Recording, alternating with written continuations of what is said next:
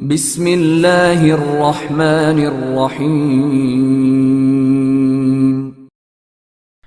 سورج کبھی کا غروب ہو چکا تھا۔ سالار اپنے محافظوں کا انتظار بڑی ہی بے تابی سے کر رہا تھا۔ غالباً اسے بھی یہ خطرہ نظر آنے لگا تھا کہ یہ لڑکی کوئی جن بھوت ہوئی یا بدروح ہوئی تو وہ محافظوں کو نقصان پہنچائے گی، اور ہو سکتا ہے نقصان پہنچا بھی چکی ہو۔ اتنے میں سالار کو دربان نے اطلاع دی کہ محافظ ایک لڑکی کو لائے ہیں۔ سالار تو جیسے حیرت سے بدک گیا۔ اس کے کہنے پر محافظ دستے کا کمانڈر لڑکی کو سالار کے کمرے میں لے گیا۔ صرف محافظ کو سالار کے کمرے میں لے جایا گیا جو لڑکی کو لایا تھا۔ سالار کے گھر کے باہر بہت سے لوگ اکٹھے ہو گئے تھے۔ شہر کے جو آدمی سالار کے پاس یہ درخواست لے کر آئے تھے کہ اس بدروح یا چڑیل کا کچھ کیا جائے، انہوں نے شہر میں یہ خبر پھیلا دی تھی کہ سالار نے اپنے محافظوں کو بھیجا ہے کہ وہ جا کر دیکھیں کہ یہ کیا چیز ہے۔ اس خبر پر ہی لوگ پہلے ہی وہاں اکٹھے ہونے شروع ہو گئے تھے۔ سالار کو بتایا گیا کہ لوگ باہر یہ دیکھنے کے لیے دیر سے اکٹھے ہو گئے ہیں کہ محافظ کیا کر کے آتے ہیں یا ان پر کیا گزرتی ہے۔ سالار نے لڑکی کو دیکھ لیا تھا، جس سے اسے یقین ہو گیا تھا کہ یہ تو انسان ہے۔ اس نے کہا کہ ان لوگوں میں سے چند ایک معزز اور نمائندہ قسم کے آدمیوں کو اندر بلا لیا جائے تاکہ وہ بھی دیکھ لیں کہ یہ کیا چیز ہے۔ 10-12 آدمی اندر آ گئے اور سالار نے انہیں بٹھا لیا۔ سب کی نظریں لڑکی پر لگی ہوئی تھیں اور لڑکی یوں ادھر ادھر دیکھ رہی تھی جیسے اسے احساس ہی نہ ہو کہ وہ اتنے سارے آدمیوں میں بیٹھی ہوئی ہے۔ تمہارا نام کیا ہے لڑکی؟ سالار نے اس سے پوچھا۔ میرا نام یوکلس ہے، لڑکی نے جواب دیا۔ کمرے میں بیٹھے ہوئے لوگوں میں کھسر پھسر شروع ہوئی اور ایک نے کہا کہ یہ تو مردانہ نام ہے اور ایسے نام رومیوں کے ہوتے ہیں۔ میں یوکلس ہوں، لڑکی نے کہا، اور یوکلس روزی۔ یوکلس زندہ ہے اور روزی قتل ہو گئی ہے۔ روزی کو کس نے قتل کیا ہے؟ سالار نے پوچھا۔ ہرقل نے، لڑکی نے جواب دیا۔ میں ہرقل کو قتل کرنے جا رہی ہوں اور میں اس کا خون پیوں گی۔ تم میں سے کوئی آدمی مجھے اس راستے پر ڈال دے جو مجھے ہرقل تک پہنچا دے۔ کیا تم اپنی روح ہو؟ سالار نے پوچھا، یا اپنا جسم ہو؟ میری روح یوکلس ہے، لڑکی نے کہا۔ یوکلس کی روح مجھ میں ہے۔ اس سے پوچھا گیا کہ وہ کس کی بیٹی ہے اور کہاں سے آئی ہے، تو وہ کچھ بھی نہ بتا سکی۔ اس نے کچھ نہ کچھ جواب تو دیے، لیکن وہ بے معنی اور ناقابل فہم تھے۔ سالار سمجھ گیا کہ اس لڑکی کا دماغی توازن ٹھیک نہیں۔ وہ حلب کی روزی تھی جسے یوکلس کے ساتھ والہانہ محبت تھی، اور یوکلس دل میں اس کی محبت بسائے ہوئے تھا۔ یوکلس حلب کے محاصرے میں مارا گیا تھا اور روزی نے اس کی لاش اس وقت دیکھی تھی جب شارینہ یوکلس کے پاس بیٹھی ہوئی تھی۔ اس وقت تک یوکلس زندہ تھا۔ اس نے شارینہ اور روزی کے ہاتھوں میں جان دی تھی۔ پھر روزی یوکلس کی ماں لیزا کی لاش پر گئی اور اس کا جو رد عمل تھا وہ پہلے سنایا جا چکا ہے۔ روزی کی ماں وہیں آ گئی تھی اور روزی باہر نکلی اور دوڑ پڑی۔ ماں اس کے پیچھے گئی تھی، لیکن روزی کو جیسے زمین نے نگل لیا ہو۔ وہ اتنی تیز بھاگی تھی کہ ماں اس تک نہ پہنچ سکی، نہ دیکھ سکی کہ وہ گئی کس طرف ہے۔ یوکلس نے اسے بتا دیا تھا کہ ہرقل اور اس کا بیٹا قسطنطین اسے قتل کروانا چاہتے تھے، لیکن اسے پتہ چل گیا اور اس کی ماں جرنیل اینتھونیس کے ساتھ اسے یہاں لے آئی ہے۔ ہرقل کو تو معلوم ہی نہیں تھا کہ یوکلس اور اس کی بیوی لیزا کہاں چلے گئے ہیں۔ روزی نے یوکلس کی خون آلود لاش دیکھی تو صدمے نے اس کے دماغ کو بنیادوں تک ہلا کر رکھ دیا، اور یہ خیال اس کے ذہن میں بڑھ گیا کہ یوکلس کو مسلمانوں نے نہیں بلکہ ہرقل نے قتل کروایا ہے۔ وہ اتنا ہی جانتی تھی کہ انطاکیہ سے بڑی کشتیاں اور جہاز مصر جایا کرتے ہیں اور ہرقل مصر چلا گیا ہے۔ وہ یوکلس کے قتل کا انتقام لینے کے لیے چل پڑی تھی۔ 45 میلوں کا فاصلہ کوئی معمولی فاصلہ نہ تھا۔ وہ عام راستے سے ہٹ کر جنگلوں میں سے گزرتی جا رہی تھی تاکہ اسے کوئی دیکھ نہ سکے۔ چونکہ اس کا دماغ اس کے قابو سے نکل گیا تھا، اس لیے جنگلوں اور بیابانوں میں بھٹکتی اور چیختی چلاتی انطاکیہ تک جا پہنچی۔ سالار کے لیے یہ فیصلہ کرنا مشکل ہو گیا کہ اس لڑکی کا کیا کرے۔ اس کے پاس اس لڑکی کے پاگل پن کا کوئی علاج نہیں تھا، اور یہ تو ہو ہی نہیں سکتا تھا۔ کہ مجاہدین اسلام کے لشکر کا سالار لڑکی کو پاگل سمجھ کر اسے گھر سے نکال دیتا۔ لڑکی کو سب کے سامنے لے آنے کا فائدہ یہ ہوا کہ لوگوں کو اس خوف و ہراس سے نجات مل گئی کہ یہ کوئی چڑیل یا بدروح یا جنات میں سے ہے۔ اگر وہ اتنا ہی بتا دیتی کہ وہ کس کی بیٹی ہے اور کہاں سے آئی ہے تو سالار اسے وہاں بھیج دیتا اور وہ اپنے گھر پہنچا دی جاتی۔ اگر مسلمان سالار کی جگہ کوئی رومی جرنیل ہوتا تو لڑکی کو پاگل قرار دے کر قتل کروا دیتا اور اس کی لاش جنگل میں پھینک دی جاتی، لیکن وہاں کسی سالار اور کسی جرنیل کا حکم نہیں چل سکتا تھا۔ وہاں اب اللہ کی حکمرانی تھی اور اللہ کے دین کے احکام کی پیروی لازمی تھی۔ سالار روزی کو اپنے ساتھ اپنے گھر کے اندر لے گیا اور اسے مستورات کے حوالے کر کے کہا کہ اسے نہلائیں اور اچھے کپڑے پہنائیں اور پھر اسے کھانا کھلائیں۔ واپس آ کر سالار ان لوگوں میں بیٹھ گیا جو اس کے ملاقات والے کمرے میں بیٹھے ہوئے تھے۔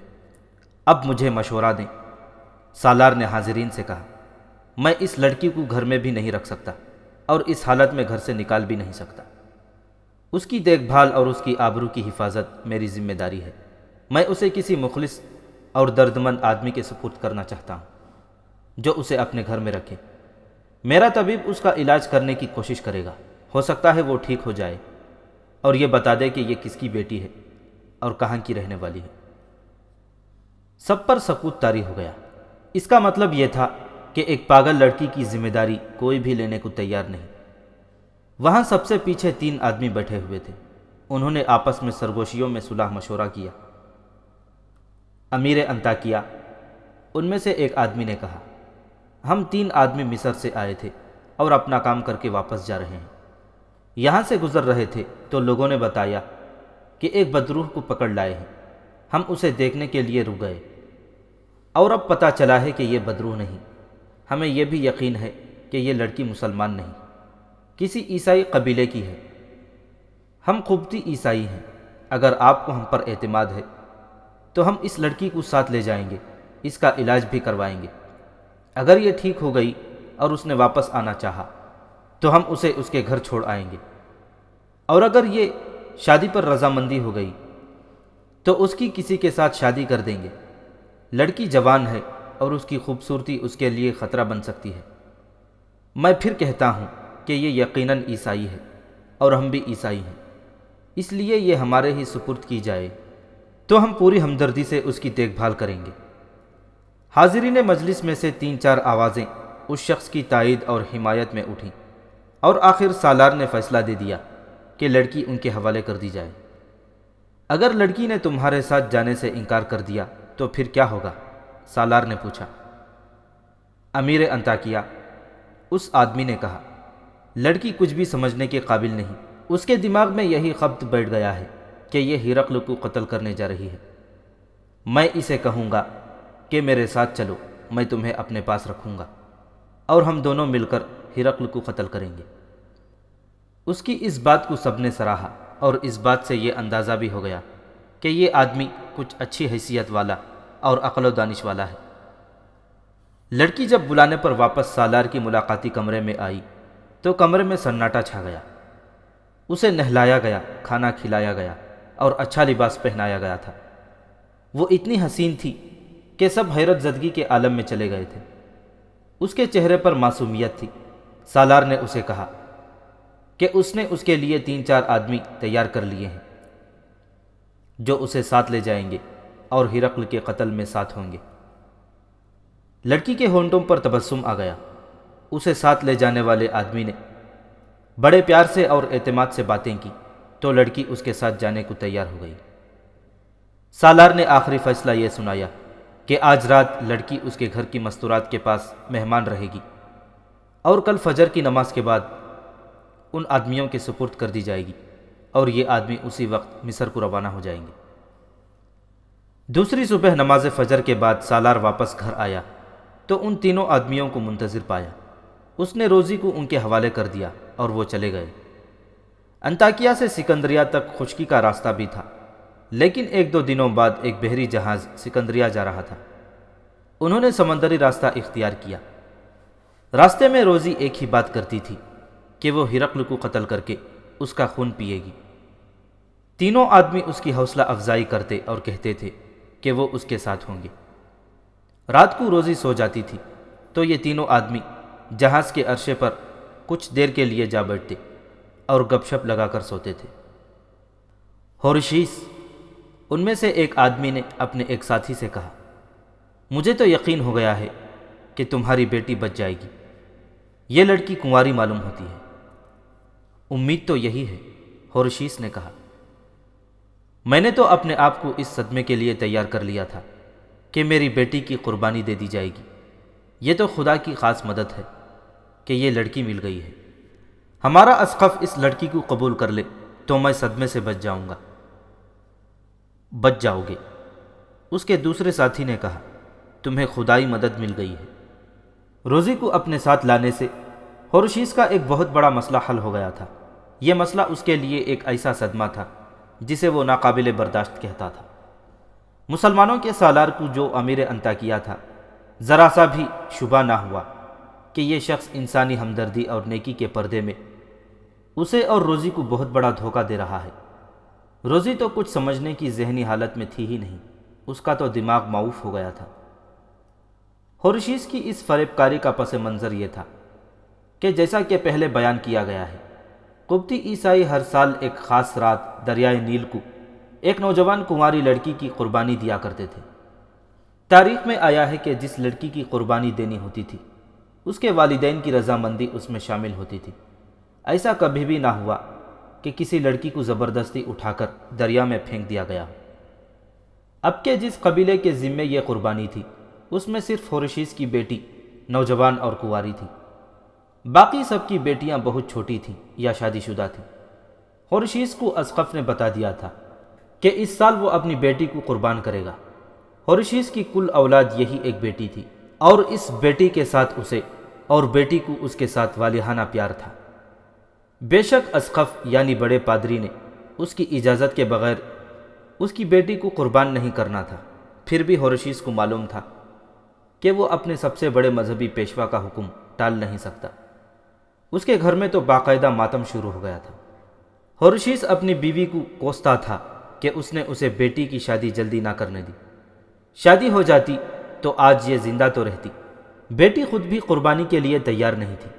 اس نے صدمے کی کیفیت میں یہاں تک کہہ دیا کہ وہ اسقف اعظم کو گرجے میں کھڑے ہو کر کہہ دے گی کہ اس کی شادی تو نہیں ہوئی لیکن وہ کنواری نہیں۔ وہ کہتی تھی کہ وہ یہاں تک کہہ دے گی کہ وہ بہت بڑی گنہگار ہے اور اپنے جیسے دو نوجوانوں کے ساتھ گناہ کر چکی ہے، اس لیے اس کی قربانی قبول نہیں ہوگی اور نیل کا بہاؤ رکا رہے گا۔ ہورشیس اور اس کی بیوی نے بیٹی کو سختی سے منع کر دیا اور کہا کہ جھوٹ بولنا بھی گناہ ہے، اور اس جھوٹ سے اس کے خاندان کی اور پورے قبیلے کی بے عزتی ہوگی، اور یہ بھی ہو سکتا ہے کہ ان پر یہ الزام عائد ہو جائے کہ یہ لڑکی اپنی جان بچانے کے لیے جھوٹ بول رہی ہے۔ ان لوگوں کا یہ عقیدہ غلط ہی صحیح، اور یہ ان کا وہم ہی صحیح کہ نیل کا بہاؤ رک جاتا ہے، لیکن یہ لوگ اپنے عقیدوں کی پابندی بڑی ہی سختی سے کیا کرتے تھے۔ ہرقل نے جو سرکاری عیسائیت رائج کی تھی، اس کے مطابق یہ قربانی قتل جیسا جرم تھا، لیکن یہ لوگ یعنی قبطی عیسائی دن کے بجائے رات کو یہ رسم پوری کر لیا کرتے تھے۔ ہورشیس کو جب اسقف نے کہا تھا کہ اب اس کی بیٹی کی قربانی دی جائے گی تو اس نے بلا حیل و حجت سر جھکا لیا تھا۔ قربانی کی رات ابھی 1.5-2 مہینے دور تھی۔ ہورشیس کو اکلوتی بیٹی کا غم کھانے لگا تھا۔ اپنے کاروبار کے سلسلے میں اسے اپنے 2 کاروباری ساتھیوں کے ساتھ انطاکیہ اور 1-2 جگہوں پر جانا پڑا۔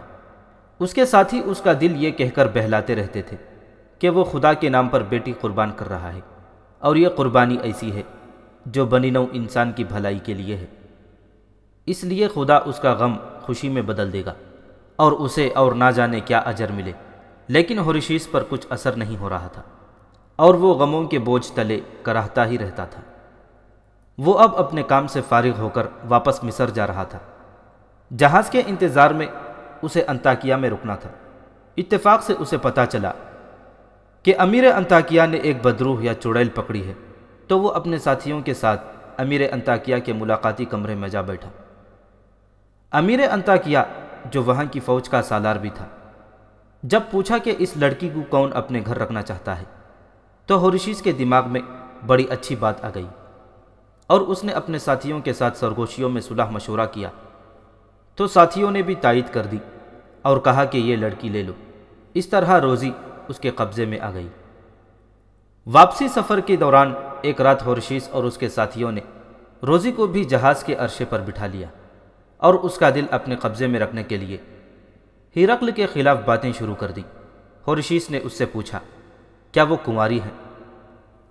ہاں تو، روزی نے جواب دیا، میں اتنی ہی کنواری ہوں جتنی وہ مریم کنواری تھی جس نے حضرت عیسیٰ کو جنم دیا تھا۔ یہ کیوں پوچھتے ہو؟ ہمیں تم پر کوئی شک نہیں، ہورشیس نے کہا۔ یہ اس لیے پوچھا ہے کہ بزرگوں نے بتایا تھا کہ مظلوم کنواری اگر کسی ظالم کو قتل کر دے تو یہ اس کا گناہ نہیں ہوتا۔ ہرقل سے زیادہ ظالم بادشاہ ہم نے کبھی نہیں سنا تھا۔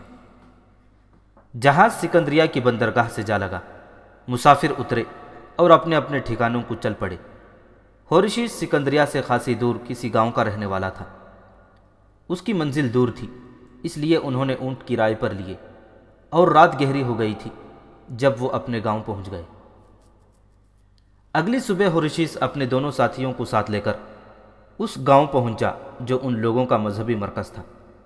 وہ سب سے بڑے مذہبی پیشوا جسے اسقف کہتے تھے اس سے ملا اور اسے یہ جھوٹا بیان دیا کہ انطاکیہ میں انہیں ایک قبطی عیسائی ملا تھا اور اس نے کہا کہ اس کا کاروبار بہت ہی خراب ہو گیا ہے اور نوبت فاقوں تک آ پہنچی ہے۔ خواب میں اسے حضرت عیسیٰ نے کہا ہے کہ اپنی اس کنواری بیٹی کو دریائے نیل پر قربان کر دو تو تمہارا کاروبار بھی صحیح ہو جائے گا اور نیل کے کنارے رہنے والوں کا بھی بھلا ہوگا اور ان کی دعائیں تمہیں اور زیادہ دنیاوی فائدہ پہنچائیں گی۔ ہورشیس کے ساتھی بھی اس کے ساتھ تھے۔ گرجے میں بیٹھے ہوئے انہوں نے ہورشیس کی تائید کر دی اور بتایا کہ اس قبطی عیسائی نے اپنی بیٹی ان کے حوالے کر دی ہے۔ وہ کہتا تھا کہ اس سال اس کی بیٹی کو قربان کیا جائے۔ ہورشیس نے کہا کہ اس لڑکی کو ضرور قربان کیا جائے گا، لیکن یہ ایک امانت ہے جس میں خیانت نہیں ہونی چاہیے۔ اسقف نے 2-4 سوال پوچھے اور کہا کہ لڑکی کو اس کے سامنے لایا جائے۔ اگلے روز روزی کو گرجے میں لے گئے اور اسقف نے اسے دیکھ کر صرف یہ پوچھا کہ وہ اپنی مرضی سے آئی ہے یا اسے زبردستی بھیجا گیا ہے۔ روزی نے کچھ بھی نہ سمجھتے ہوئے جواب دیا کہ وہ اپنی مرضی سے آئی ہے۔ روزی تو اپنے ہوش و حواس میں تھی ہی نہیں، وہ پوری خود اعتمادی اور خوشی سے بول رہی تھی جیسے اسے کوئی شک و شبہ نہ تھا۔ اسقف نے منظوری دے دی کہ اس لڑکی کو قربان کر دیا جائے۔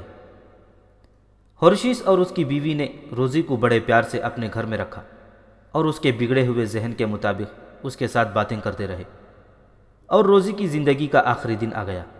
اس رات اسے دریائے نیل میں پھینک دینا تھا۔ شام کے وقت روزی کو گرجے میں لے گئے۔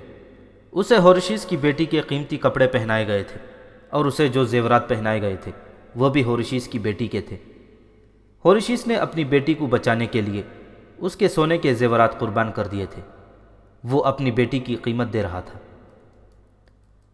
10-11 سال پہلے یہ رسم اعلانیہ ادا کی جاتی تھی۔ ہر طرف منادی کرا دی جاتی تھی کہ آج رات نیل کے کنارے فلاں جگہ ایک لڑکی کی قربانی دی جا رہی ہے۔ لوگ جوق در جوق وہاں اکٹھے ہوتے جاتے تھے اور اس لڑکی کو مقدس سمجھ کر اس کے ہاتھ چومتے تھے، لیکن ہرقل نے ایسی پابندیاں عائد کر دی تھیں کہ اس قربانی کو قتل قرار دے دیا تھا۔ پھر بھی لوگ چوری چھپے ہر سال یہ رسم ادا کر دیا کرتے تھے اور اس کا اعلان نہیں ہوتا تھا۔ روزی کو ایک جگہ جو بستیوں سے دور تھی دریائے نیل کے کنارے لے گئے۔ ہورشیس نے اسے بتایا تھا کہ دریا پر ایک کشتی ملے گی اور وہ اسے اس کشتی سے سکندریہ لے جائے گی۔ اسقف وہاں موجود تھا اور قبیلوں کے 2-4 سردار بھی تھے۔ اسقف نے روزی پر خوشبودار پانی چھڑکا اور اس کے سامنے کھڑے ہو کر کچھ پڑھا، اور پھر اس کے دونوں کندھوں پر باری باری انگلیاں رکھیں، اور پھر اس کے سینے پر انگلی رکھی اور اسے بازو سے پکڑ کر دریا کے کنارے لے گیا۔ وہاں کنارہ خاصا بلند تھا۔ پیچھے ہو کر اسقف نے روزی کو دھکا دیا اور وہ دریا میں جا پڑی۔ رات تاریک تھی۔ اسقف اور باقی لوگ ایک مذہبی گیت گنگنانے لگے۔ دریا خاصا گہرا تھا لیکن بہاؤ میں تیزی اور تندی نہیں تھی۔ کبھی ایسا نہیں ہوا کہ کوئی لڑکی دریا سے زندہ نکل آئی ہو۔ ہر وہ لڑکی جسے پھینکا جاتا تھا وہ ڈوب کر مر جاتی تھی۔ لیکن روزی کے معاملے میں کچھ اور ہی ہو گیا۔ روزی اپنے قبیلے کے سردار کی بیٹی تھی اور بڑی ہی شوق اور چلبلی لڑکی تھی۔ اس کی بستی کے قریب سے دریائے فرات گزرتا تھا۔ روزی اپنے 2-3 ہمجولیوں کو لے کر دریا پر چلی جاتی اور تیراکی کرتی تھی۔ جوں جوں بڑی ہوتی گئی وہ دریا میں آگے ہی آگے یعنی وسط میں جانے لگی، جہاں بہاؤ خاصا تیز و تند ہو جاتا تھا۔ وہ اونچے سے اونچے کنارے پر جا کر دریا میں کودا بھی کرتی اور تیر کر نکل آتی تھی۔ اس کے باپ نے یہ انتظام کر رکھا تھا کہ 2 آدمی اس کے اور اس کے ہمجولیوں کے ساتھ دریا پر بھیجا کرتا تھا تاکہ خطرے کے وقت لڑکیوں کو دریا سے نکال لے۔ اب روزی کو نیل میں پھینکا گیا تھا تو نہ جانے اسے کیسے کیسے خیال آئے ہوں گے، لیکن سب سے پہلا اور اہم خیال یہ تھا کہ دریا میں سے نکلنا ہے۔ وہ دریا میں گری تو سطح پر آنے کے بجائے پانی کے نیچے ہی تیرنے لگی اور کچھ دور چلی گئی۔ جب دم ٹوٹنے لگا تو پانی سے ابھری اور دوسرے کنارے کی طرف تیرنے لگی۔ تاریکی میں اسے کوئی دیکھ نہ سکا، دیکھتا بھی کون، اسے دریا میں پھینکنے والے وہاں سے چلے گئے تھے کہ پکڑے نہ جائیں۔ روزی بہت دور جا کر دوسرے کنارے پر جا لگی اور دریا سے نکل گئی۔ اس نے سب سے پہلے تو یہ محسوس کیا جیسے وہ ایک خواب دیکھ رہی تھی اور اچانک بیدار ہو گئی ہو۔ اس کی حقیقی سوچیں واپس آ گئی تھیں اور دماغ صحیح حالت میں آ گیا تھا۔ اس نے اپنا جائزہ لیا اور یہ دیکھ کر حیران ہوئی کہ یہ زیورات اسے کس نے پہنائے ہیں۔ وہ وہیں کھڑی رہی اور سوچنے لگی کہ اب کیا ہوگا۔ اسے تو یہ بھی یاد نہیں تھا، نہ ایسا احساس تھا کہ وہ اپنے گھر سے کتنی دور نکل آئی ہے اور کیا یہ دریائے فرات ہے۔ تھک ہار کر وہیں بیٹھ گئی۔ رات تو تاریک تھی، اس کا ذہن روشن ہونے لگا۔ اسے لڑائی یاد آئی، خون ریز لڑائی۔ اسے اچانک یوکلس یاد آ گیا۔ یوکلس کی محبت تو اس کی روح میں اتری ہوئی تھی۔ یوکلس کی یاد نے اس کے ذہن اور جسم کو شدید دھچکا دیا۔ اسے یاد آ گیا کہ وہ خون میں نہائی ہوئی لاشوں اور تڑپتے کراہتے ہوئے زخمیوں میں یوکلس کو ڈھونڈتی پھر رہی تھی۔ اس کا ذہن کھلنے لگا۔ یوکلس کی لاش، ایک مکان میں یوکلس کی ماں کی لاش، روزی کو یاد آ گیا۔ یہی لاشیں دیکھ کر اسے کچھ ہوا تھا اور وہ خواب و خیالوں کی دنیا میں چلی گئی تھی۔ حقیقت سے تعلق ٹوٹ گیا تھا۔ وہ تو جذبات کی شدت تھی جس نے ذہنی طور پر اسے معاف کر دیا تھا۔ وہ پاگل تو نہیں ہو گئی تھی کہ اس کا ذہن حقیقت کو قبول ہی نہ کرتا۔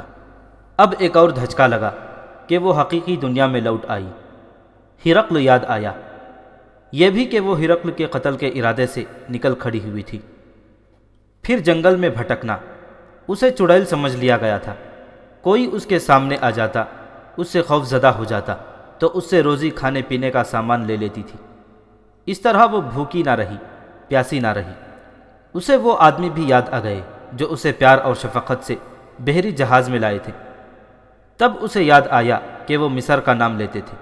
اسے یقین ہو گیا کہ وہ مصر میں ہے۔ یہ بھی یاد آ گیا کہ اسے نئے کپڑے پہنا کر 2 عورتوں نے اسے زیورات پہنائے تھے۔ اسے شاید کہا گیا تھا کہ آؤ ہرقل کے قتل کو چلے۔ وہ مسرور تھی کہ یوکلس کے خون کا انتقام لے لے گی۔ روزی کو گزرے ہوئے دنوں کی باتیں یاد آ گئیں، لیکن وہ کچھ دھندلی سی تھی، اور جو حقیقت اس کے سامنے آ گئی تھی وہ روشن تھی۔ لیکن اسے اس سوال کا جواب نہیں مل رہا تھا کہ اسے دریا میں کیوں دھکیلا گیا تھا۔ یوکلس کی یاد نے اس کے آنسو تو نکال دیے، لیکن اب یہ صدمہ اتنا شدید نہیں تھا کہ پہلے کی طرح اس کے ذہن کو پھر معاف کر دیتا۔ اب اس کے ذہن میں بڑی خطرناک حقیقت سامنے آ گئی تھی۔ ایک یہ زیورات تھے جو بہت قیمتی تھے، اور اس سونے سے زیادہ قیمتی وہ خود تھی۔ نوجوان بھی تھی اور خوبصورت اتنی کہ اسے قیصر روم ہرقل دیکھ لیتا تو اپنے حرم کی زینت بنا لیتا۔ اپنے آپ کو تو وہ نہیں چھپا سکتی تھی، زیورات چھپائے جا سکتے تھے۔ اس نے بڑی تیزی سے زیورات اتار لیے تاکہ ڈاکوؤں کے لیے کشش نہ رہے۔ پہلے اس نے سوچا کہ یہ سارا سونا دریا میں پھینک دے، لیکن اس خیال سے رکھ لیا کہ اس کے عوض کسی سے مدد حاصل کر لے گی۔ زیورات کو چھپانے کے لیے اس کے لباس میں جیب نہیں تھے۔ اسے گھاگرا پہنایا گیا تھا، پاؤں کے قریب سے اس نے گھاگرے کا کچھ ٹکڑا پھاڑ لیا، زیورات اس میں باندھ کر پوٹلی لباس کے نیچے باندھ لی۔ رات آدھی سے زیادہ گزر گئی تھی۔ روزی نوجوانی کی عمر میں تھی۔ اس کی سوچوں پر نیند غالب آنے لگی۔ قریب ہی ایک درخت تھا، اس کے نیچے لیٹی اور نیند نے اسے خوابوں کی دنیا میں پہنچا دیا۔ آنکھ کھلی تو دن کی روشنی سے اس کی آنکھیں چندیا گئیں۔ اپنے ارد گرد اسے کچھ آدمیوں کا احساس ہوا۔ ہڑبڑا کر وہ آنکھیں ملتی ہوئی اٹھی۔ وہاں تو بہت سے آدمی اس کے ارد گرد کھڑے اسے حیرت سے دیکھ رہے تھے۔ کون ہو؟ ایک آدمی نے پوچھا۔ یہاں کیوں پڑی ہو؟ سب کچھ بتاؤں گی، روزی نے کہا۔ مجھے کسی ایسے گھر لے چلو جس گھر میں عورتیں ہوں۔ میں دھوکے میں یہاں تک پہنچی ہوں، میں دریا سے نکلی ہوں۔ روزی نے دیکھ لیا تھا کہ مزدور سی قسم کے لوگ ہیں۔ بد کردار یا مجرمانہ ذہنیت کے لوگ ہوتے تو اسے یوں خاموشی سے کھڑے دیکھتے نہ رہتے۔ وہاں زبان کا کوئی مسئلہ نہ تھا۔ مصر میں بھی عربی بولی جاتی تھی، لب و لہجے میں کچھ فرق تھا۔ ہمارا بابا آ رہا ہے، ایک آدمی نے کہا۔ وہی بتائے گا کہ تمہیں گھر لے جائے یا کیا کرنا ہے۔ تمہارا مذہب کیا ہے؟ میں عیسائی ہوں۔ پھر ڈرنا نہیں، اس آدمی نے کہا۔ ہم سب عیسائی ہیں، قبطی عیسائی۔ میں بھی قبطی ہوں۔ روزی نے ان لوگوں کے ساتھ رشتہ پکا کرنے کی نیت سے جھوٹ بولا۔ ذرا ہی دیر بعد کسی نے اعلان کے انداز سے کہا، ہٹ جاؤ، بابا آ رہا ہے۔ سب اس طرح پیچھے ہٹے کہ ایک طرف سے راستہ چھوڑ دیا۔ ایک معمر آدمی روزی کے سامنے آیا۔ اس کے چہرے، لباس اور چلنے کے انداز سے پتہ چلتا تھا کہ اونچی حیثیت کا شخص ہے۔ روزی کو دیکھ کر وہ ٹھٹک کے رہ گیا، ایسا چونکا کہ چند قدم دور ہی رک گیا، اور اس کے چہرے پر ایسی تبدیلی آئی جسے چھپایا نہیں جا سکتا تھا۔ میں تمہیں اپنے گھر لے چلتا ہوں، بابا نے کہا۔ وہاں میری بیوی ہے، 2 بیٹیاں اور ایک بہو ہے۔ میں ایسے ہی گھر جانا پسند کروں گی جہاں عورتیں ہوں، روزی نے کہا۔ بابا اسے ساتھ لے چلا۔ روزی نے گرد و پیش کا جائزہ لیا۔ ایک طرف دریائے نیل تھا، ساحل پر چھوٹی بڑی کشتیاں بندھی ہوئی تھیں۔ تھوڑی ہی دور آگے اور بھی بہت بڑی بادبانوں والی کشتیاں کھڑی تھیں۔ لوگ 1-2 کشتیوں سے اتر بھی رہے تھے، سوار بھی ہو رہے تھے۔ یہ پتن تھا جہاں سے لوگ دریا کے پار یا دوسرے مقامات کو جایا کرتے تھے۔ دریا سے 2.5-3 فرلانگ دور ایک قصبہ دکھائی دے رہا تھا۔ وہاں چھوٹے بڑے جھونپڑے بھی تھے اور اچھی قسم کے پکے مکان بھی۔ یہ کشتی رانوں اور ماہی گیروں کی آبادی تھی، اور تمام تر آبادی عیسائیت کی پیروکار تھی۔ پتن پر لوگوں کی آمد و رفت شروع ہو گئی تھی۔ بابا کی حیثیت قبیلے کے سردار جیسی تھی۔ وہ عیسائیت کے قبطی فرقے سے تعلق رکھتا تھا۔ اس فرقے میں بھی اسے سرداروں جیسا رتبہ حاصل تھا۔ وہ روزی کے ساتھ بات کیے بغیر اسے اپنے گھر لے گیا اور ایک کمرے میں بٹھا دیا۔ پھر گھر کی عورتوں کو بلایا اور روزی سے کہا کہ وہ بیان کرے کہ اس پر کیا گزری ہے۔ روزی نے اسے تفصیل سے سنایا کہ وہ کس ذہنی حالت سے انطاکیہ تک پہنچی اور پھر مصر کے اس مقام تک کس طرح لائی گئی تھی۔ بابا خاموشی سے سنتا رہا۔ روزی بات سنا چکی تھی تو اس نے اپنی بیوی سے کہا کہ اسے نہلاؤ، کپڑے تبدیل کراؤ اور کھانا کھلاؤ۔ اس نے روزی کے سر پر ہاتھ رکھ کر بڑی شفقت سے کہا کہ اس گھر کو وہ اپنا گھر سمجھے اور اس کے ٹھکانے پر پہنچا دیا جائے گا۔ بابا باہر نکلا اور ایک آدمی کو 2-3 نام بتا کر کہا کہ انہیں فوراً یہاں لے آئیں۔ بابا کا مکان ایک کشادہ حویلی تھی جس سے بابا کی اونچی حیثیت کا پتہ چلتا تھا۔ وہ اس حویلی کے ایک اور کمرے میں بیٹھا تھا۔ وہ آدمی آ گئے تھے جنہیں اس نے بلایا تھا۔ ان میں سے ایک نے کہا کہ سنا ہے ایک اکیلی لڑکی پکڑی گئی ہے۔ وہ میرے گھر میں ہے، بابا نے کہا۔ میں نے اسی لیے تمہیں بلایا ہے۔ تم جانتے ہو گزشتہ رات نیل کو ایک لڑکی کی قربانی دی گئی تھی۔ وہ یہی لڑکی تھی، یہ دریا سے نکل آئی ہے۔ نیل نے تو ہماری قربانی قبول نہیں کی، اگل کر باہر پھینک دی ہے۔ نیل ہم سے ناراض ہے۔ اس کا بہاؤ رک جائے گا یا اتنا سیلاب آئے گا کہ اناج کے فصل بہا لے جائے گا اور بستیاں غرق ہو جائیں گی، قحط پڑ جائے گا۔ یہ تو ہماری خوش قسمتی ہے کہ گزشتہ رات مجھے بھی قربانی کی تقریب میں بلایا گیا تھا۔ اور میں نے لڑکی کو دیکھا تھا۔ آج صبح مجھے اطلاع ملی کہ ایک لڑکی دریا کے کنارے سوئی ہوئی ہے، جس کی حالت بتاتی ہے کہ دریا سے نکلی ہے۔ ہمارے لیے کیا حکم ہے؟ ایک نے پوچھا۔ یہ اسقف بتائے گا، بابا نے کہا۔ میں اس کے پاس جا رہا ہوں، تم میں سے کوئی ایک میرے ساتھ چلو۔ فیصلہ اسقف نے ہی کرنا ہے کہ اس لڑکی کو پھر دریا کے سپرد کر دیا جائے یا کسی اور لڑکی کی قربانی دی جائے۔ میں ایک بات نہیں سمجھ سکا۔ قربانی کے وقت لڑکی کو خاصا زیور پہنایا گیا تھا، اب ایک چیز بھی اس کے جسم کے ساتھ نہیں، انگلی میں انگوٹھی بھی نہیں۔ میں نے اس سے اس لیے پوچھا نہیں کہ اسے یہ معلوم نہ ہو سکے کہ میں نے اسے قربانی سے پہلے دیکھا تھا۔ یہ تو اسے معلوم ہی نہیں کہ اسے دریا میں کیوں پھینکا گیا تھا۔ ہو سکتا ہے اسے پتہ چل جائے کہ ایک بار پھر دریا میں پھینکا جائے گا تو یہ یہاں سے غائب ہو جائے گی۔ بابا کو معلوم نہیں تھا کہ روزی عورتوں کو زیور کھول کر دکھا رہی تھی اور کہا تھا کہ اسے جو کوئی اس کے ماں باپ کے پاس پہنچا دے گا اسے وہ یہ سارے زیورات دے دے گی۔ بابا ایک آدمی کے ساتھ اسقف یعنی بڑے پادری سے ملنے چلا گیا۔ وہ گھوڑوں پر گئے تھے۔ اسقف کسی اور بستی میں رہتا تھا جو وہاں سے خاصی دور تھی۔ روزی رات کی تھکی ہاری نہا کر اور کھانا کھا کر سو گئی۔ سورج غروب ہونے میں ابھی کچھ دیر باقی تھی جب بابا واپس آ گیا۔ روزی ابھی تک سوئی ہوئی تھی۔ بابا نے بیوی کو بتایا کہ اسقف نے کہا ہے کہ آج ہی رات اس لڑکی کو پھر اسی جگہ لے جا کر دریا میں پھینک دیا جائے اور اب اس کے ہاتھ باندھ کر پھینکا جائے تاکہ وہ تیر کر نہ نکل سکے۔ بیوی نے بابا کو بتایا کہ لڑکی کے پاس زیورات ہیں جو اس نے چھپا کر رکھے ہوئے تھے۔ بابا نے کہا کہ لڑکی کو فوراً تیار کرے، زیورات پہنا دے، اسے لے جانے والے آ گئے ہیں۔ بیوی اس کمرے میں جانے لگی جس میں روزی سوئی ہوئی تھی، تو بابا نے کہا کہ اسے فوراً جگا دو۔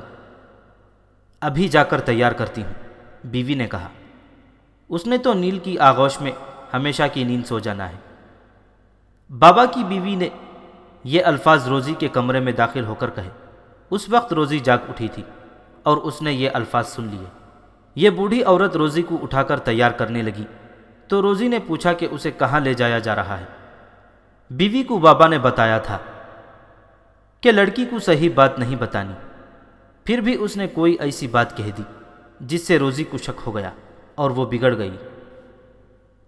بابا کو بتایا گیا، وہ روزی کو بہلانے پھسلانے اور ورغلانے کے جتن کرنے لگا۔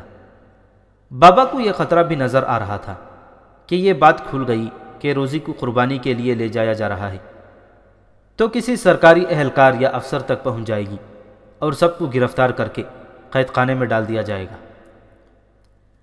بابا آخر معمر اور جہاندیدہ آدمی تھا۔ اس نے شفقت اور فریب کاری کا حربہ استعمال کیا۔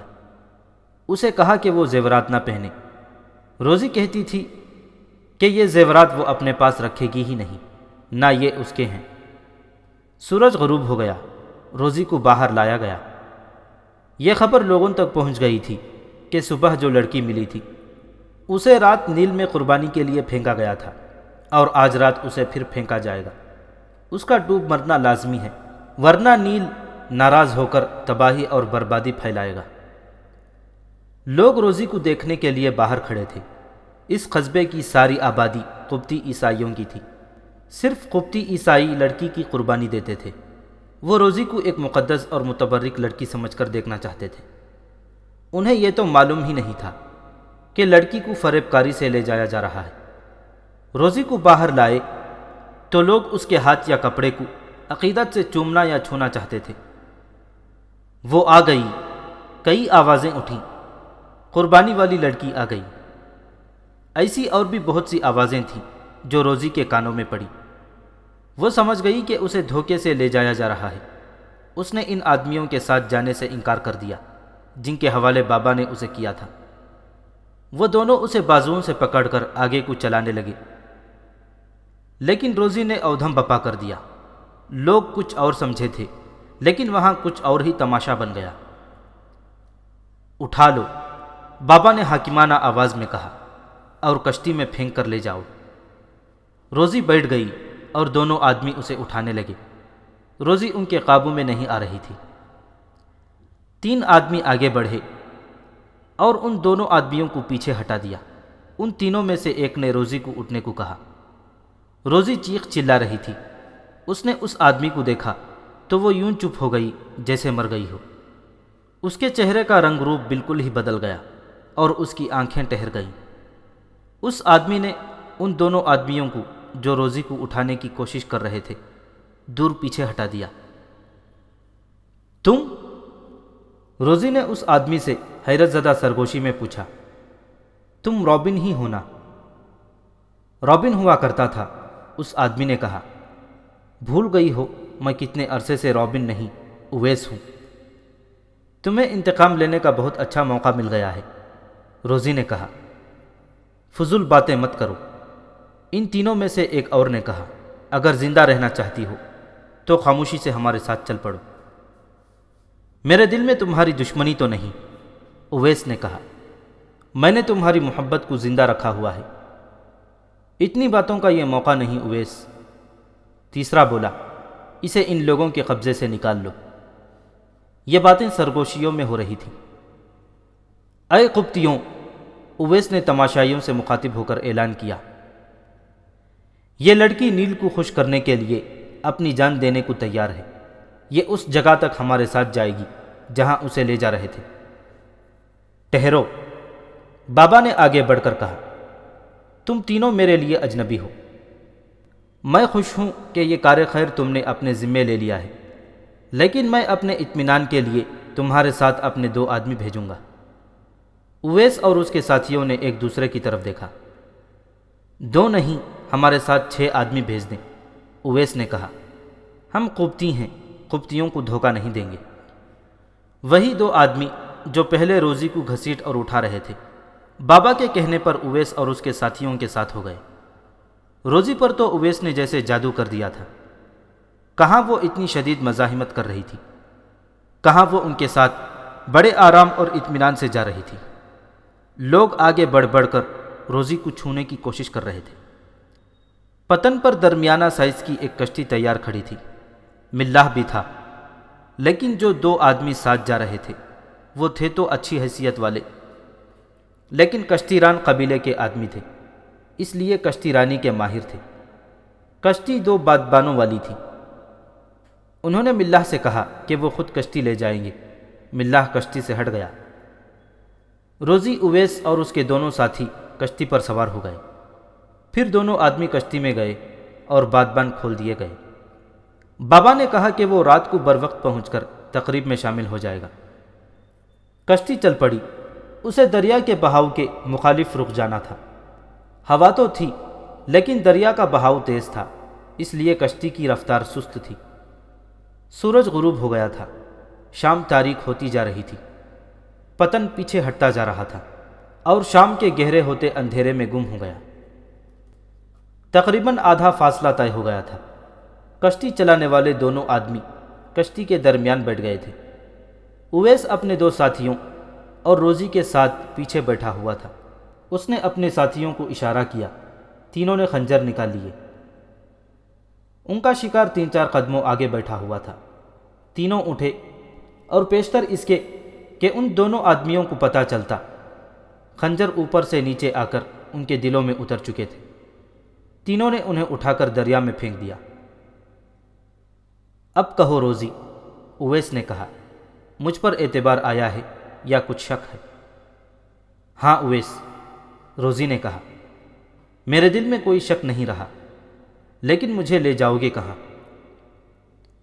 شام، حلب، اویس نے جواب دیا، تمہارے ماں باپ کے پاس۔ ہم مسلمان ہیں روزی، ہم بلائی چاہتے ہیں اور بھلائی کرتے ہیں۔ تم یہاں کیا کرنے آئے ہو؟ روزی نے پوچھا۔ تجارت، اویس نے کہا، ہمارا مال سکندریہ پڑا ہے، یہاں ہم ایک تاجر سے ملنے آئے تھے۔ اویس نے جھوٹ بولا تھا۔ ان تینوں کا تجارت کے ساتھ دور کا بھی تعلق نہیں تھا۔ تینوں اسلامی لشکر کے مجاہدین تھے اور ان کا تعلق جاسوسوں کے گروہ کے ساتھ تھا۔ اویس جوان سال آدمی تھا اور عیسائی ہوا کرتا تھا۔ 2-2.5 سال پہلے وہ مسلمانوں کے خلاف کسی لڑائی میں شدید زخمی ہو گیا تھا۔ اس کا زندہ رہنا ممکن نہ تھا۔ اس کے اپنے ساتھیوں نے اسے نہ اٹھایا۔ اس پر آخری غشی طاری ہونے والی تھی۔ مجاہدین اپنے زخمیوں کو اٹھا رہے تھے۔ اویس نے جو اس وقت روبن ہوا کرتا تھا، ایک مجاہد کے آگے ہاتھ جوڑ کر التجا کی کہ اسے بچا لے۔ مجاہد نے پہلے اسے پانی پلایا، پھر کسی اور کو آواز دی اور خود چلا گیا۔ 2 مسلمان عورتیں آئیں اور یہ دیکھنے کے باوجود کہ یہ عیسائی ہے اور اپنا دشمن ہے، اویس کو اٹھا کر وہاں لے گئیں جہاں زخمی مجاہدین کی مرہم پٹی ہو رہی تھی۔ 2-3 دنوں بعد اویس پاؤں پر کھڑا ہونے کے قابل ہو گیا۔ کچھ دن اور گزرے تو وہ چلنے پھرنے لگا۔ وہ مسلمانوں کے حسن سلوک سے بہت ہی متاثر ہوا۔ کسی نے اسے دشمن اور غیر مسلم سمجھا ہی نہیں۔ اصل بات تو یہ تھی کہ 2 مسلمان عورتیں اسے موت کے منہ سے نکال لائی تھیں۔ اس کے اپنے ساتھیوں نے دیکھ کر اسے نہیں اٹھایا تھا کہ یہ مر رہا ہے۔ وہ جب پوری طرح صحت یاب ہو گیا تو اس کی حیثیت جنگی قیدی کی تھی، لیکن سالار کے حکم سے اسے آزاد کر دیا گیا۔ وجہ غالباً یہ تھی کہ اس نے خود درخواست کی کہ اسے اپنے پاس اٹھا کر لے چلے۔ اب اسے آزاد کر دیا گیا تو اس نے اپنی زندگی کا بہت بڑا فیصلہ کر لیا۔ اس نے کہا کہ وہ واپس نہیں جائے گا اور وہ اسلام قبول کرنا چاہتا ہے۔ اسے سالار کے پاس لے گئے۔ سالار امام بھی ہوا کرتا تھا۔ اس نے اویس کو حلقہ بگوش اسلام کر لیا اور اس کا نام اویس رکھا۔ وہ حلب کا رہنے والا تھا۔ روزی اویس کے قبیلے کی لڑکی تھی۔ اسے اویس اتنا اچھا لگتا تھا کہ اس کے دل میں یہ خوبرو جوان محبوب کی صورت اختیار کرتا جا رہا تھا۔